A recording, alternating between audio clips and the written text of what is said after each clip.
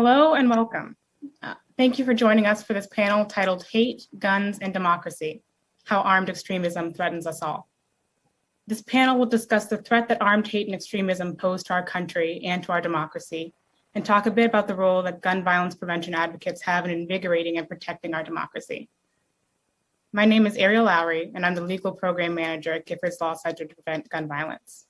I'll be the moderator for today's panel. Recent events have unfortunately made this panel far too topical.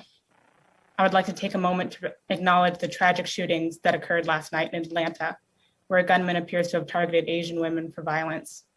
My heart goes out to the families of those who were killed. Also, earlier today, a man wanted by US Capitol Police in connection to the January 6th attacks was stopped by Secret Service near the Vice President's residence. Police say they found a long gun, a large amount of ammunition, and several magazines in his vehicle. I will start today's panel by giving a bit of background about what inspired us to host this event. Then I will introduce our four panelists, and after that, the panel will begin. The attack on the United States Capitol on January 6th exposed the very real threat that armed extremists pose to our democracy, but it wasn't the first example of this growing danger. Throughout the COVID-19 pandemic, we've seen a worrying trend. Private paramilitary groups invading state capitol buildings, extremists plotting to kidnap a governor, and hate groups threatening peaceful protesters. And this trend extends far past 2020. Violent extremists have been carrying out attacks and threatening protesters for years. In response to events like the deadly Unite the Right rally and the mass shootings in El Paso and Pittsburgh, Giffords began work on a report about armed hate.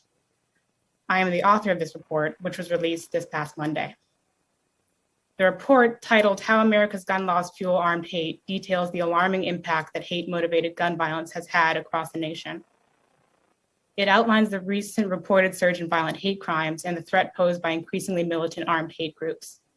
It also details policy solutions to reverse this deadly trend, namely passing extreme risk protection order, public carry, and disarm hate laws, as well as passing universal background checks and thoroughly regulating access to military-style weapons and large-capacity magazines. The report also contains the most comprehensive 50-state analysis to date detailing access to guns by people convicted of violent hate crimes. Our analysis found that 28 states allow people convicted of violently injuring someone during a hate crime to possess guns. Now, hate was definitely a prominent aspect of the January 6th attack on the Capitol, but there were also many other related issues which contributed to the attack that we at Giffords thought were worth speaking about.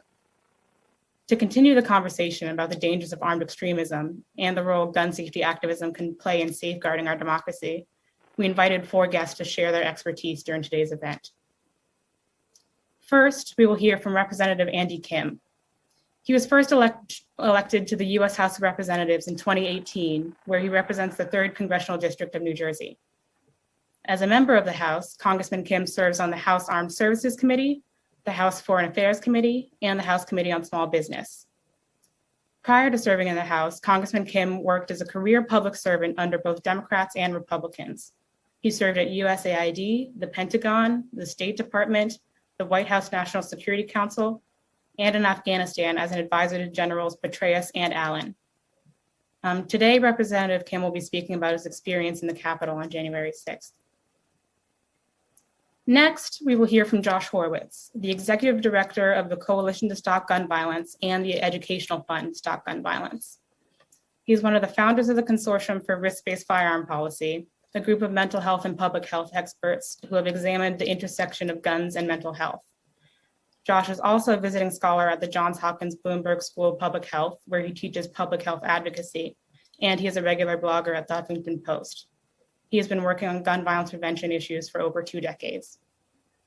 In 2009, he published a book called Guns, Democracy, and the Insurrectionist Idea, a book which shows how the gun lobby's Second Amendment remedies approach to government is an anti-democratic attack on the rule of law and on other democratic institutions that keep the rest of us free.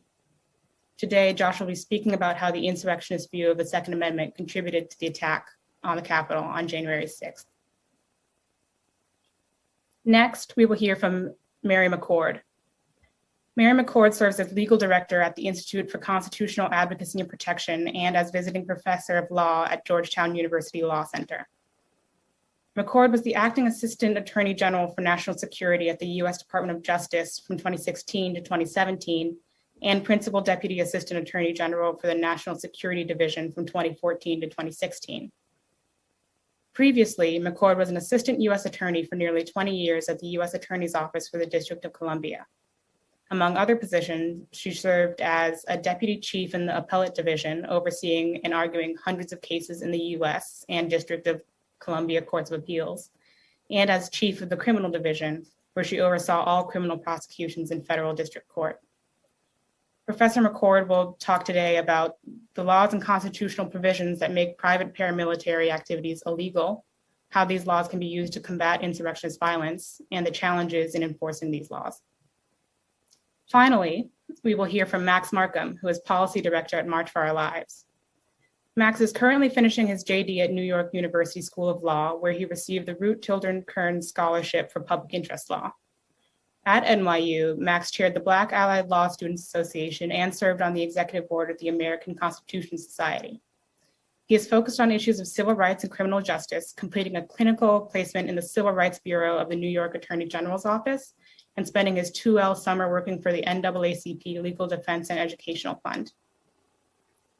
Prior to law school, Max worked for 6 years in politics and local government, most recently serving as the inaugural chief of staff in the New York City Mayor's Office of Policy and Planning, and as legislative and special projects manager to the first deputy mayor, focusing on criminal justice and public safety, as well as infrastructure, education, and cultural affairs. Max will be speaking about how March for Our Lives and the ways activists have fostered our new engagement in our democracy. Many thanks to all of our guests for agreeing to share their expertise with us today. A quick note about how today's panel will run.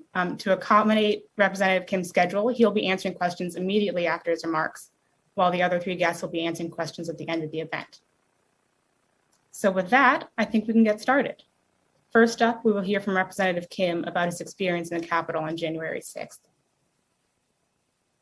Thank you. Thank you, everyone, for joining here today and for giving us this opportunity to speak.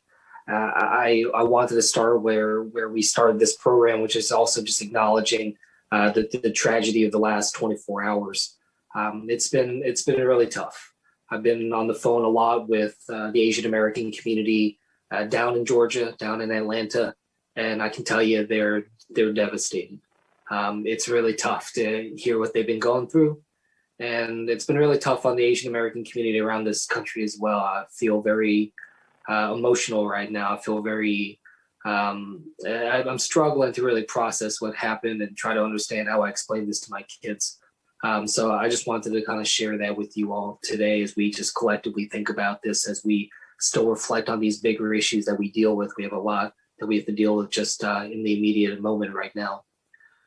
January 6th was another day that was very tough for me to look back on and try to make some sense of it.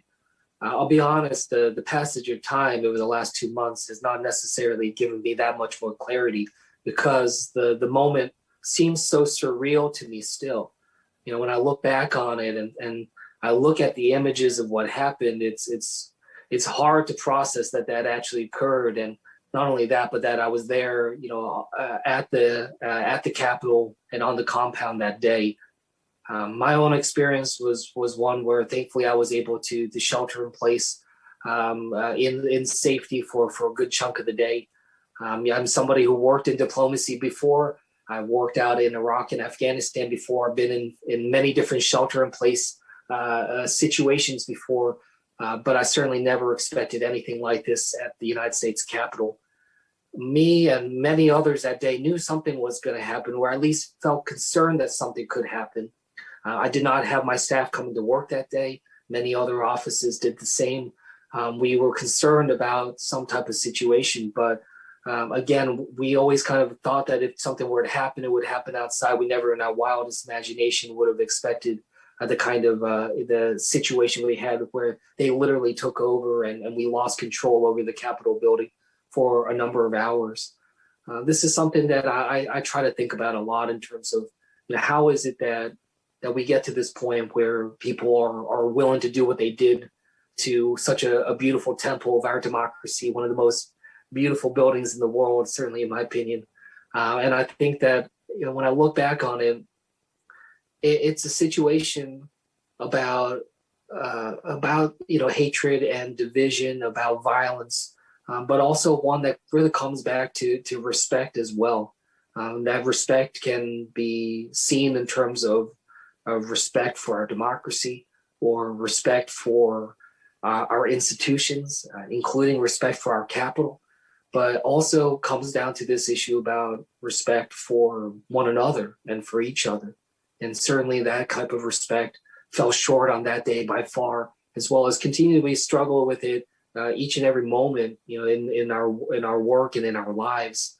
When it comes to the kind of motivation, when it comes to the kind of effort that we saw, what became clear is that this was not just some sporadic incident, that it was something that was organized, something that was coordinated, something that we have to be very vigilant about going forward.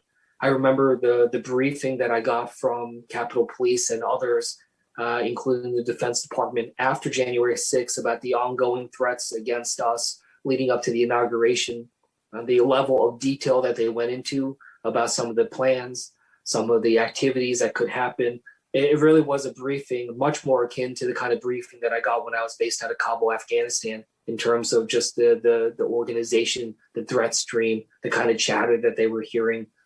We see how the internet and other tools allow that kind of proliferation of coordination, much of it happening without our knowledge, much of it happening through means through which it's difficult for us to track and understand that going forward.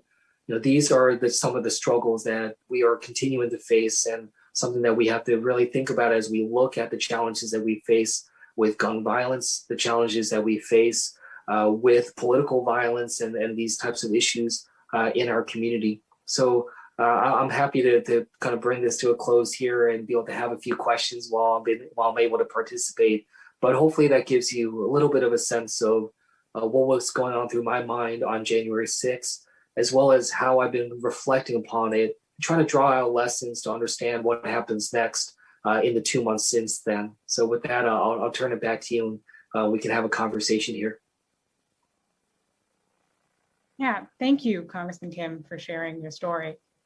I guess I have a question for you. What do you think should be done to prevent similar attacks in the future? Well, certainly we need to make sure that we are coordinated across the board. I think one thing that I found very alarming was just the lack of coordination when it comes to security across the entire DC metro area. I've had the opportunity to work at the State Department before, the Pentagon, the White House, USAID, and a number of other places. And for the kind of lack of coordination that we see across all of our government institutions in DC, that was something that was extremely alarming to me when I saw those elements there. But look, there's a number of different issues that we need to be facing, both in terms of securing our buildings, certainly in terms of, for instance, I'm on the Armed Services Committee now, and a big effort that we're undertaking, and the Defense Department is about the vetting of our personnel, our military personnel, and concerns about white supremacists being able to access or be able to infiltrate our service membership. We saw the targeting of our veterans. We've seen these groups hyper target our veterans, trying to exploit some of the grievances and challenges that veterans face, and try to exploit that to weaponize and to try to radicalize our own veterans. That kind of targeting is something we need to make sure that we're fighting up against. So there's a number of efforts there across the board, but look, there's no easy solutions here. And there's a lot that we need to be thinking about just in terms of how we as a nation think about healing going forward, and what role, again, do these incredibly important values of respect and understanding our democracy and respecting the diversity within our democracy, all of that needs to come together for us to be able to pull this off. So this is not a problem that we can just solve by fencing and hardening structures. This is a much deeper rot in our society that we need to address. Yeah. Has the attack changed the way you approach being a congressman, or has it changed your motivation or goals for being in Congress? That's a really interesting question. I mean, I think for me, as I said, I come at this job as someone who's been a public servant my whole career. So I served under both Republicans and Democrats before in national security, and so in some ways, this is something that these are issues that I've dealt with before when it comes to concerns about radicalization or about armed threat, and the challenges that they pose to governments. Again, never necessarily expected to face these issues here at home. These were always situations where I was working on them abroad. But what I will say is that January 6th has in some ways actually had an impact on me, where I feel like it has actually heightened my love of the job. It is something that I feel a stronger, heightened sense of patriotism and motivation to do this work. And I feel renewed in terms of my conviction of the work that I do and the way that I try to go about doing it. So in that vein, I feel rejuvenated in terms of mission. I feel rededicated to the purpose that had me step up in the first place. And I think many other people do as well. I think we recognize that we have a long road to recovery ahead. And I remember a line that I learned when I worked at the State Department from my first boss, which said, "You don't have good government unless you have good people working in government."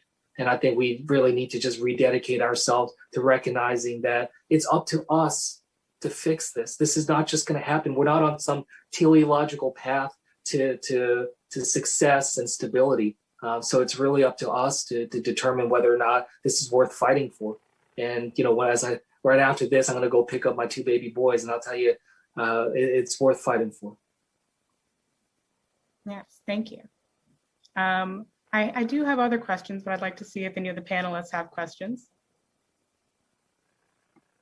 Okay, then I think I'll continue with my next question for you, Representative Kim.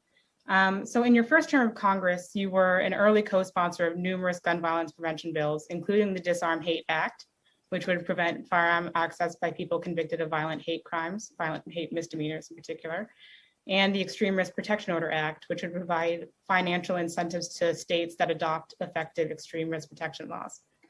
Can you tell us a little bit about what led you to support these bills in particular, and what you think their prospects are of getting a vote and becoming law during this Congress? Yeah, no, absolutely. Look, these issues are so important for our community as we try to think of and grapple with real tangible ways to try to save lives here. I've gone through sort of for lack of a better word, sort of a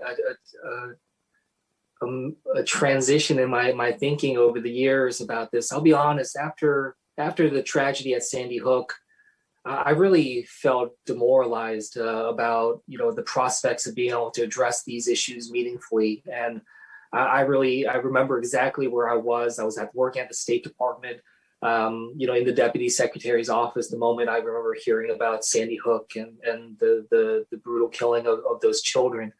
And there was a part of me that just broke, where I just felt like, if this is not going to fix our country, if this is not going to give us a chance to get on a better path, then what would? And I felt that way for a number of years, really quite broken about this issue. And it was really the students at Parkland that just gave me new energy, just really showed me the possibility of what we can as a country do. Their eloquence and their determination, their courage, it gave me courage. It gave me strength to do the work that I did. I was running for Congress at that time, so I was not yet knowing whether or not I'd be in a position to be able to deliver. But I remember being on the floor of the House of Representatives for the vote on H.R. 8, the bill for universal background checks, the vote for that in the previous Congress. And normally, these votes, when you're on the House floor, you vote and you talk to each other, you move around and you chit chat, catch up, trade ideas with other members on the floor. But this vote was different. We were surrounded by survivors all around us in the balcony above. And I remember me and my colleagues just staring at the vote tally, watching it creep up to the number that we needed to get that day, which I believe was 217 that day. But and just as it crossed that path, we were able to. We just heard this eruption of applause. People hugging and crying in the gallery above. That's why I do what I do. These bills are meant to try to really change things and have tangible impacts to save lives. No single bill is going to solve this problem. There's no single law that's going to fix our nation and heal us. But we really need to keep trying and find these tangible steps to move the needle. And the bills you mentioned and a number of the other ones that I've supported, I hope that we can move them forward. I hope that we have the kind of sensibility in both the House and the Senate to be able to move those forward. Because anything that falls short of that, this is just not something where good intention and good words can really remedy the pain of the survivors and honor those that we lost and the victims that are out there. Yeah, thank you very much for agreeing to be with us here today, Representative Kim, and thank you for your insight and everything you've shared with us. I can't imagine what it must have been like at the Capitol that day. So thank you. Thank you. I appreciate it. And next, we will be hearing from Josh Horwitz, who will be speaking about the insurrectionist view of the Second Amendment and how it contributed to the attack on the Capitol on January 6th. Thanks, Ariel. I really appreciate it. Thanks for Giffords for having me today. And of course, our condolences and sympathies to all the families in Atlanta, to the Asian community across the country who are dealing with all the terrible ramifications of what happened. It's long past time that we disarm hate. And I'm glad we're having this conversation today. And thank you, Representative Kim, for leading a lot of that. So I appreciate that very much. I want to make 2 points today. One is that the insurrectionist leaders, and by that I mean people in the gun rights community, as well as parts of the Republican Party, have created a permission structure that allowed this to happen in the Capitol. And my second point is going to be that is completely ahistorical and not in line with our constitutional belief, even within the Second Amendment. So so we have seen violence against the government our entire history, and it's one of the reasons that we have a constitution. But I would thought that after the Murrah building was blown up and babies were killed by white supremacists in the 1990s, that would have been the end of the idea that it's okay to kill government officials in pursuit of a policy and policy ideas. And so I was surprised in 2000 at the National Rifle Association convention when Charlton Heston, then the president of the NRA, put a musket above his head and said, "Out of my cold dead hands, Mr. Gore." And what he meant by that is, if there's gun laws that are passed in the new Gore administration, that we will rise up with firearms and stop that. And of course, that's political violence. And that idea that there's a right to political violence has been used and expounded over and over again by the right. So you can see that started in 2000, that was ramped up. And of course, I noticed that, and I wrote my book, Guns, Democracy, and the Insurrectionist Idea with Casey Anderson, to say this is a terrible idea. But we saw that develop across the right wing, and we saw people like Newt Gingrich say things like, talking about the Second Amendment, it is not in defense of target shooting, it is not in defense of collecting. The Second Amendment is in defense of freedom from the state. And they would say, we're there to fight tyranny. Others pick this up. Ted Cruz and others would say this is not about duck hunting. This is about protecting us from the state. But protecting yourself from the state and using political violence, your group, Ariel, was formed because a congresswoman was shot in the head by someone trying to get their point across. That cannot be part of our process. Nobody exploited that idea, though, better than Donald Trump. He talked about Second Amendment people rising up against Hillary Clinton and talked about that. And then we've seen the examples you talked about in Charlottesville, and then in the right-wing takeovers of the Michigan legislature, and no sanctions. Nothing happened to folks who did that. It was like a Second Amendment pajama party. It's all okay. But the reality is, It's not okay. It's a pernicious idea. And it created a structure where people in the Oath Keepers and the Proud Boys were saying, well, our leaders are talking about this. Donald Trump is going to talk about saying the Capitol. There's Second Amendment remedies. Let's go do this. This is what the Constitution says. So people who should have known better created this awful permission structure that says it is okay. It's okay to use violence in the political process. In fact, people may know the phrase "Moulin Labe," come and take it. It's a phrase that the gun rights groups use all the time. And when they want to fight tyranny and say, come and take our guns, you'll see what happens to you. Ted Cruz at the inauguration wore a mask with come and take it on it. So he's creating this idea, and it shouldn't be, after the insurrection, the Capitol, he's wearing that. So this is an idea that's very pernicious. Let's create a permission structure. And if you talk to people after this insurrection, they say, well, this is what we were told. This is what we did. And so we need to be we need to hold people accountable. We need to understand what they mean when they say, I believe in the Second Amendment. That goes for Democrats and Republicans alike, because the Second Amendment cannot have a right to political violence. That cannot be in the Second Amendment. It's not in the Second Amendment. And here's how I know that. Our country was, we had a revolution, we had a Revolutionary War, we had something called the, Articles of Confederation, and we tried to govern this country in a time of very weak government. And an insurrectionist named Daniel Shays, tried to stop government officials from doing their job in Western Massachusetts in 1786. And eventually in 1787, Shays' rebellion was put down, but not after a lot of military threats and action. And what Shays' rebellion did is it made the people who fought the revolution, it made George Washington come back to Philadelphia and sign a new document and develop a new document. And that document was our Constitution. And that Constitution does not have a clause for self-destruction. It cannot. So we tend to think, when we think about constitutional law and guns, we think of the Second Amendment, a well-regulated militia being necessary to the security of a free state. The right of the people to keep and bear arms shall not be infringed. Well, you're talking about a militia. But what's important to understand in the context that amendment was written was the first line of the Constitution.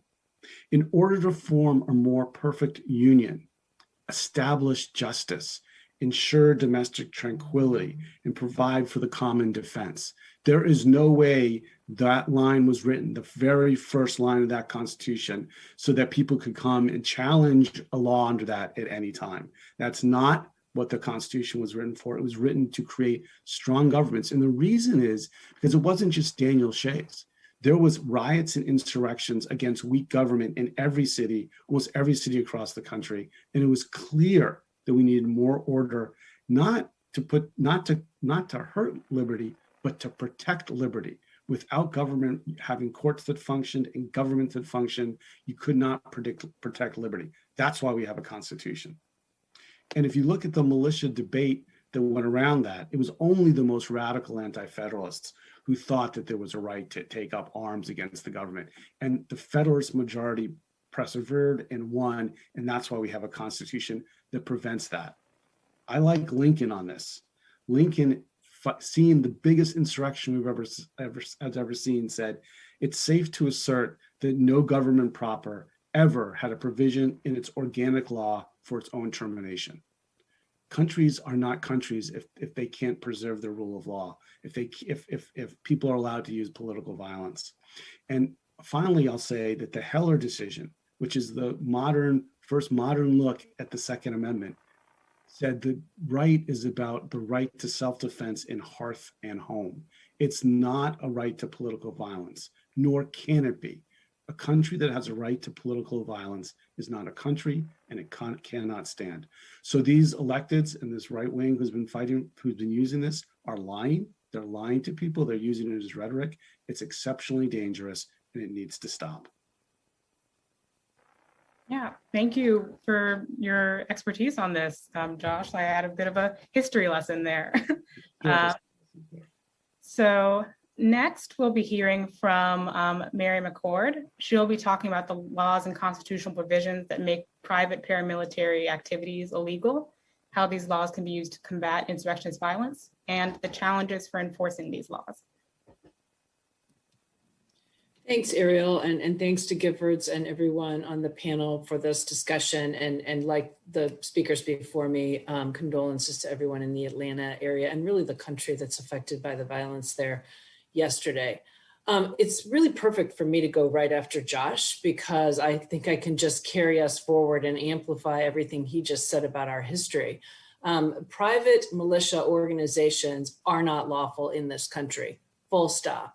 And there is a Second Amendment mythology that Josh alluded to that has been propagated not only by what I call Second Amendment absolutists, those who think that it essentially protects totally contrary to Supreme Court precedent, that it essentially protects the right to bear any firearm at any point in time for any purpose, been propagated by them, but it's also been propagated, as Josh said, by elected officials, including, of course, the former President Trump.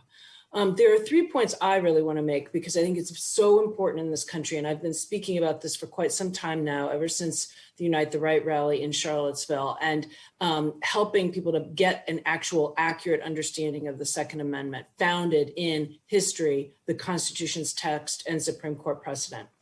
Militias have propounded the mythology by saying, we are legal because the Second Amendment protects us. Well-regulated militia, it says. Josh read the language. They'll say, that's us. We're regulated. We have a commander. We have a deputy commander. We train together. We operate under a hierarchy. We coordinate our activities when we deploy. We're well-regulated.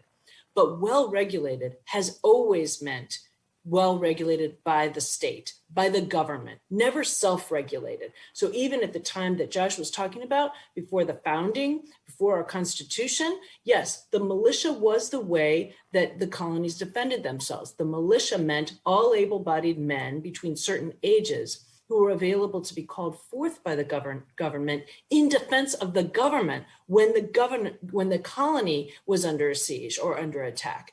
And that was then baked into our Constitution in the Second Amendment with its reference to well-regulated militia.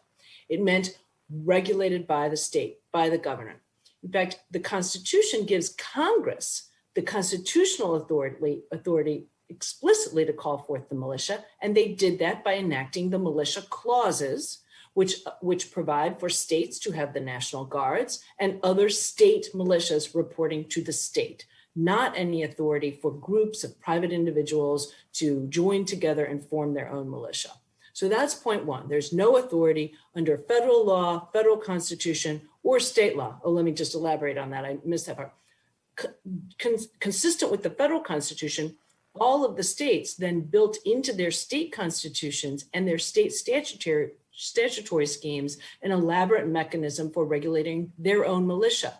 So the 48 state constitutions actually say, in all cases, the military shall be strictly subordinate to the civilian government, meaning the governor.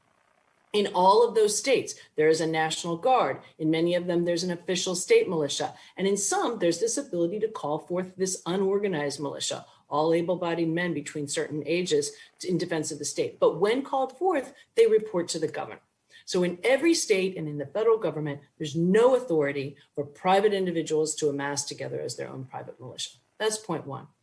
Point two, private militias will, including those mentioned by Josh, including some who were present at the insurrection on January 6th and had been organizers of the violence on January 6th, private militias will often point to the Supreme Court's decision in Heller, the case Josh mentioned, the case where for the first time, the Supreme Court held that the Second Amendment protects an individual right to bear arms for self-defense and defense of home, as Josh said.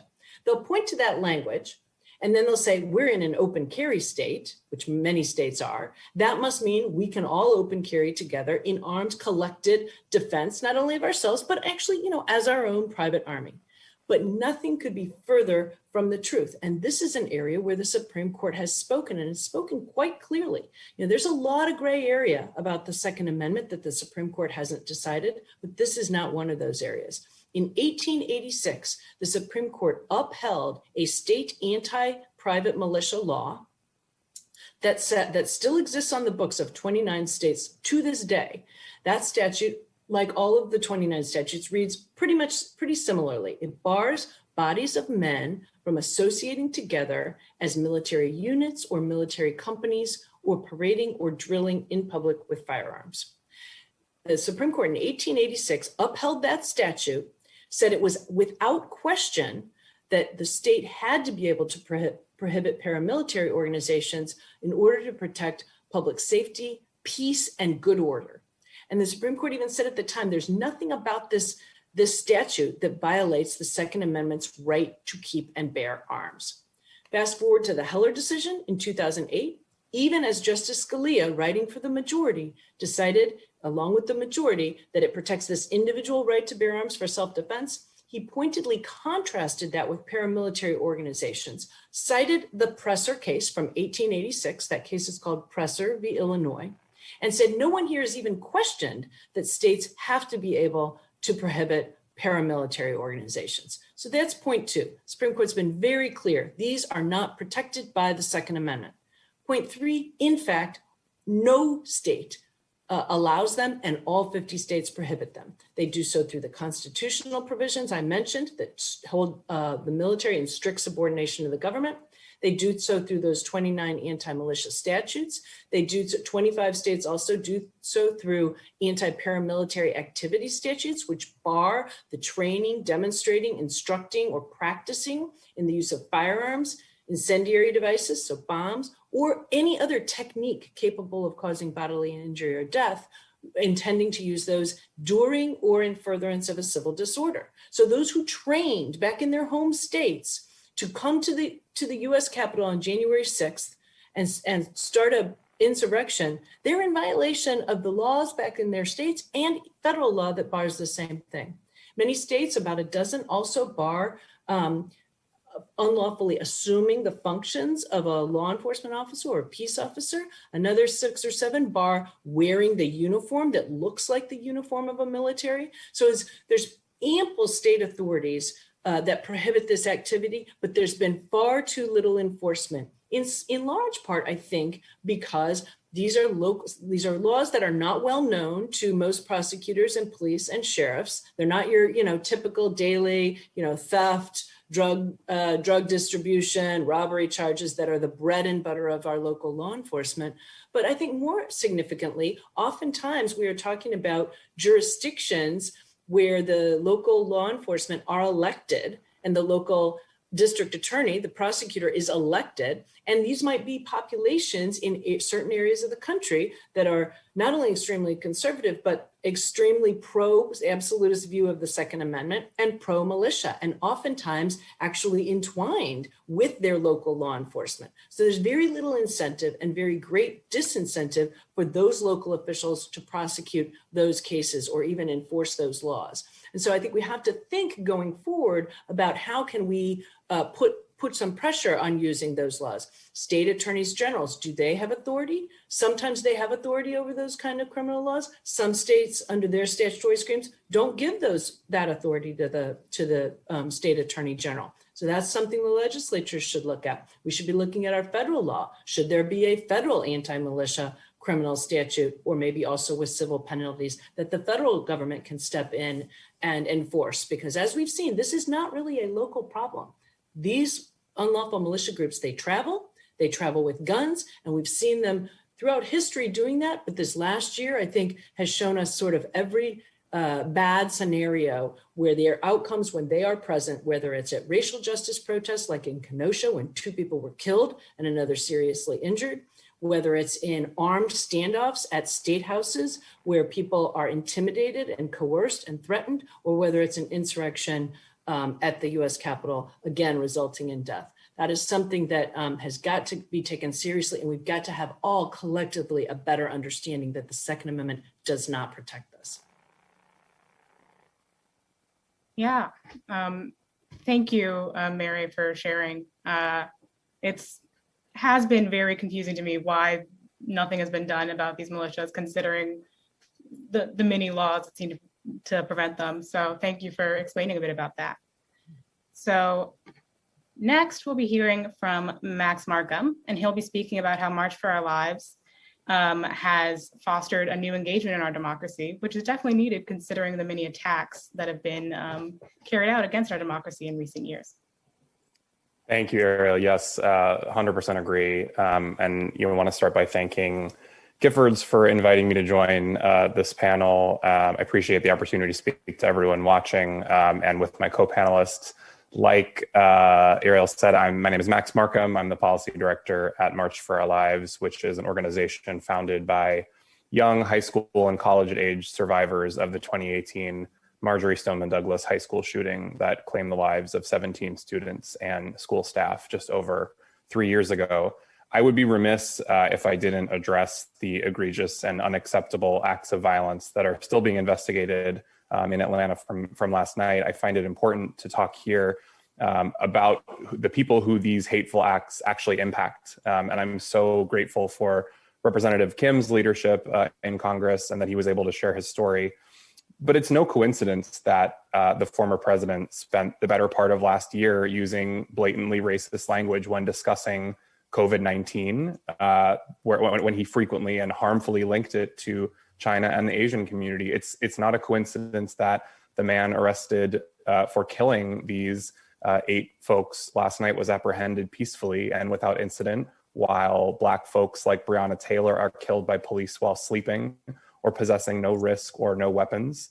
And in fact, I saw this on Twitter last night.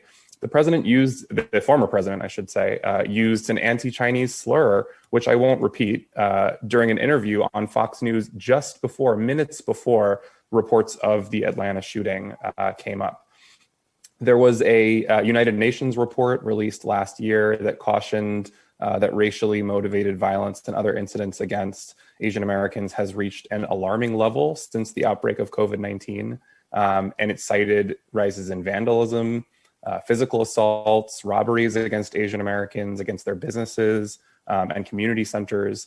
And it specifically highlighted that US authorities have, quote, utterly failed to take the steps required to detect, monitor, and prevent racist and xenophobic incidents. And I think that speaks to exactly what Professor Mccord was saying.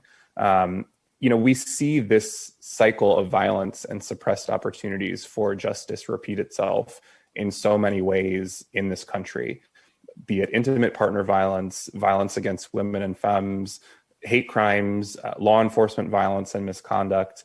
And as someone who is working for an organization that was founded in the wake of a targeted mass shooting, I know it's not enough to share thoughts and prayers and stand in solidarity with the Asian American community, because that won't make those communities whole.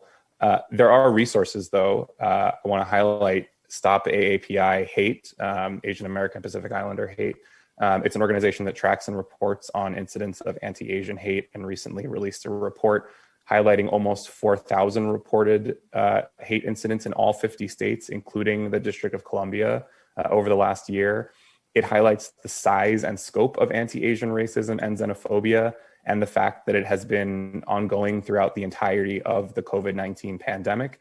And I think, for me, 2 specific statistics stand out that illustrate the problem, but also implicate some steps that we can take to support our community members. The first is that businesses are the primary site of discrimination in over 35% of incidents. Public streets actually are the second most likely, with around 25% of incidents. So that together makes up 60% of discrimination sites of incidents. And the second is that women are 2 times more likely to report incidents than men. So it's clear that solutions here have to involve deliberate action, and more than just supporting your local Asian business, although that does matter, but also engaging in mutual aid, community wellness, and other anti-racist initiatives and training, supporting organizations that actually do this work. I already mentioned one, Stop AAPI Hate, but also organizations doing advocacy and other kinds of organizing work in the Asian and migrant community, like Red Canary Song and Asian Americans Advancing Justice.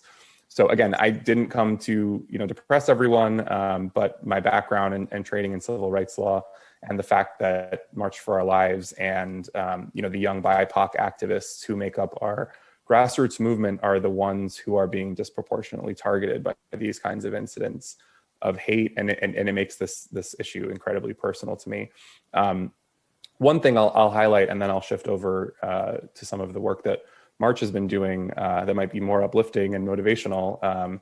The Giffords report that Ariel spoke about at the beginning of this discussion highlights that crimes motivated by bias, racial, religious, or otherwise, are rightfully treated differently than crimes without bias, but data collection is significantly undercounted.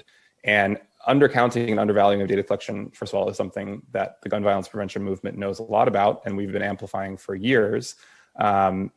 Intimidation and armed intimidation shouldn't be tolerated. It was heartening, certainly, to see the president instructing his Department of Justice to expand its reporting and tracking of hate incidents, and for or I guess now confirmed, Attorney General Merrick Garland to pledge his support for addressing hate crimes. But I do want to note here that I don't believe the answer is further criminalization and further leanings on law enforcement and regulation. Historically, the United States has disproportionately criminalized and vilified many communities, Muslim communities, Black and brown communities especially, that are now disproportionately subject to hate crimes and armed violence. And I'm sure I don't need to remind anyone here of the historical context of armed insurrections. We went through it in detail, but emboldened white supremacists who use violence against marginalized communities have been seen throughout American history. Right after the 13th and 14th Amendments were passed, giving previously disenfranchised, formerly enslaved people constitutional rights, the KKK began acts of political violence with lynchings. And likewise, in the post 9/11 era, we saw mass hysteria around the Muslim community, leading to increased surveillance, terrorist watch lists, targeted stings, and anticipatory prosecution. But neither these acts nor these responses make our communities safer.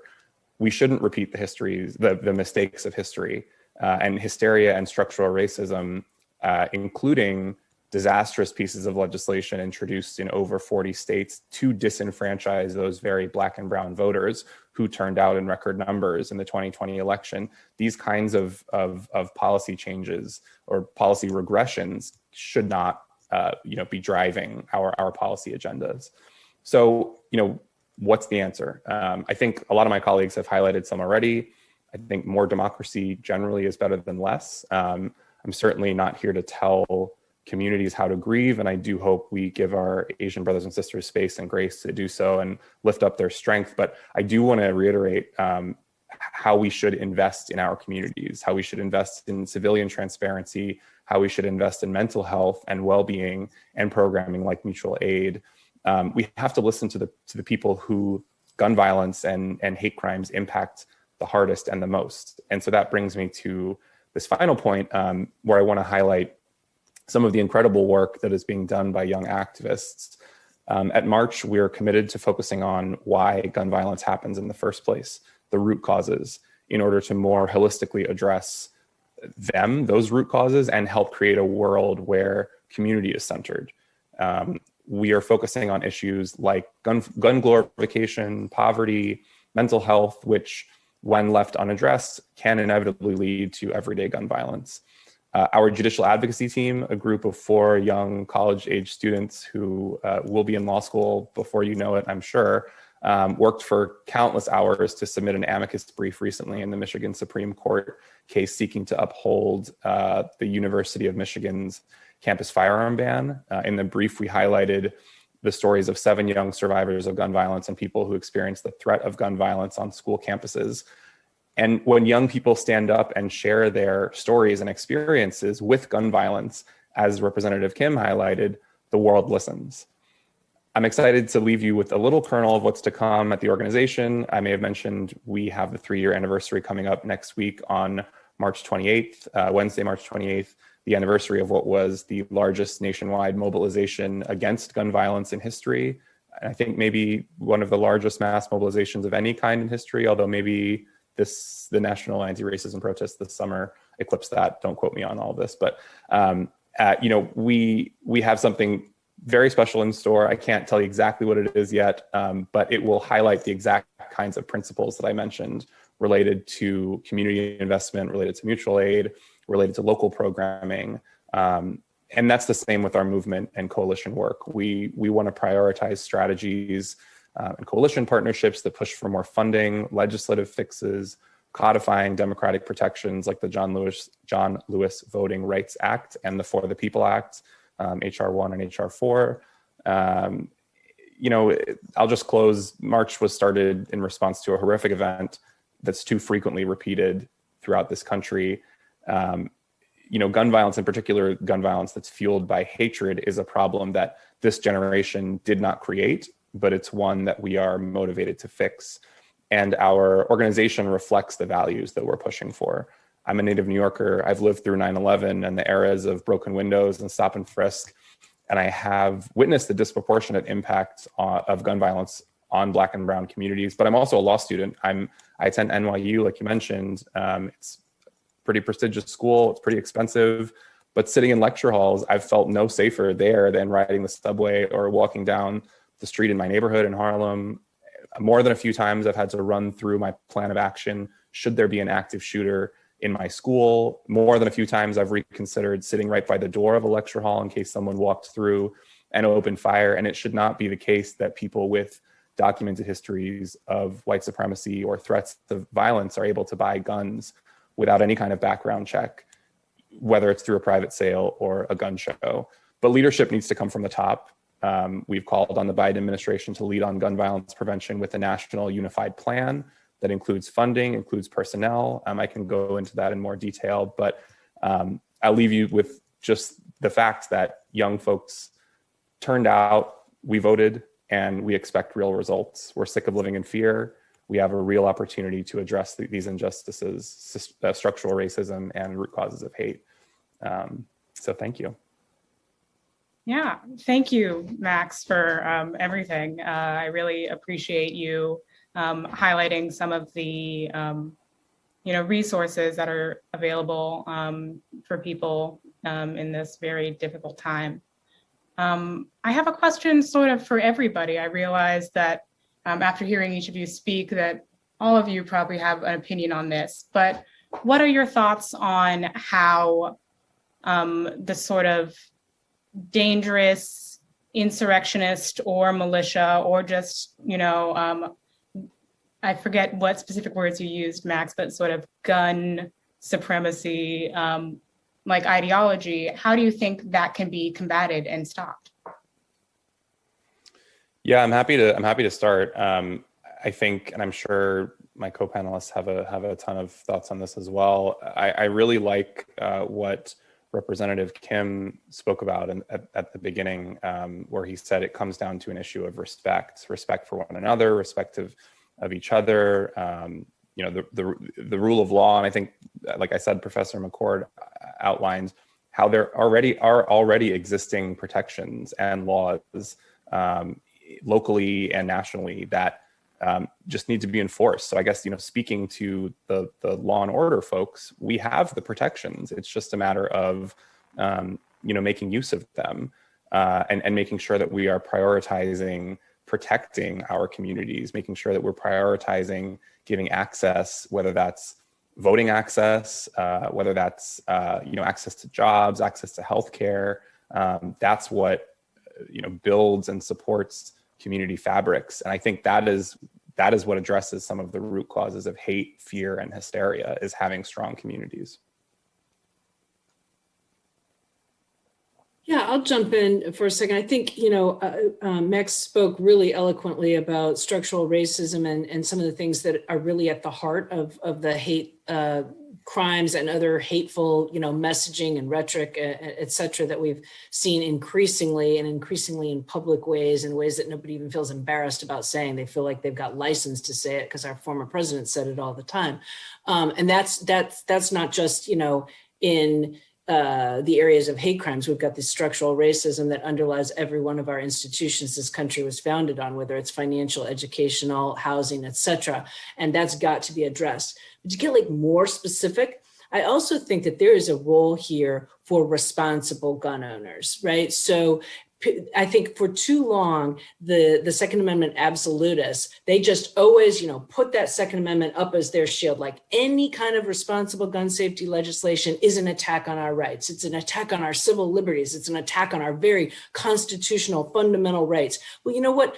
As Josh, pointed out, as Representative Kim also pointed out, our democracy does not guarantee that you get to use a gun at any point, any place, anywhere, for anything. In fact, the Supreme Court has said language almost directly contrary to that it is not such a guarantee. And responsible gun owners need to really be stepping forward and saying, this fringe element that want to hide their racism behind Second Amendment rights, call them out. That's BS, right? Second Amendment doesn't give you a right to be a racist. And they will say oftentimes, oh, we're not racist. We're not white supremacists. We're patriots. Well, patriots do not use guns to commit acts of political violence. And I'll just jump in with a quick list. Building on what Mary said, understand the Constitution, because this is not allowed under a Constitution. Building on what Max said, work against white supremacy and for equity. That's the root of this is white supremacy. We have to have a more equitable society. We need to disarm hate. We need to prevent open carry, especially at our legislatures and our polling places. And we need to hold extremists accountable to existing criminal and civil process. We all need to be vocal. We need to hold our leaders, Republicans, especially Republicans, but also Democrats, when they say, I believe in the Second Amendment. What exactly do you believe? Please tell me you don't believe in an insurrectionary Second Amendment. That's extremely important. And finally, remember that our Constitution, our birthright, is the peaceable transfer of power. If we stick with that, if we fight for that, then we'll safeguard our democracy. Wonderful. Thank you so much to each and every one of you for participating today. It looks like we've reached our end time. So if anyone has any final thing to say, you're welcome to, but we have reached the end. I just want to say congratulations to March for Our Lives. I think it's one of the most impactful movements against gun violence. And I will tell you, having left a career of 25 years in government, the first public march I attended in my post-government life was March for Our Lives in Washington, D.C. And I have a T-shirt and everything. And I'm really proud of that. And it was my coming out. The gag is off. Thank you for those words. That means a lot. And, I wish I feel like I saw a sign recently at a protest that said, I can't believe we're still having to protest this as HIT. And that's the feeling, right? Like it shouldn't fall on this generation to do this, to create a better future. But I'm always inspired by the young folks who are in this fight and in it to win it. So thank you. I'll just say fine. Thanks for having me. This is a great discussion. Yeah, thank you. Well, thanks again to the panelists, and thank you to all the viewers who stayed for this hour-long panel. I think this was very productive, and I learned a lot of things today, and I hope you did too.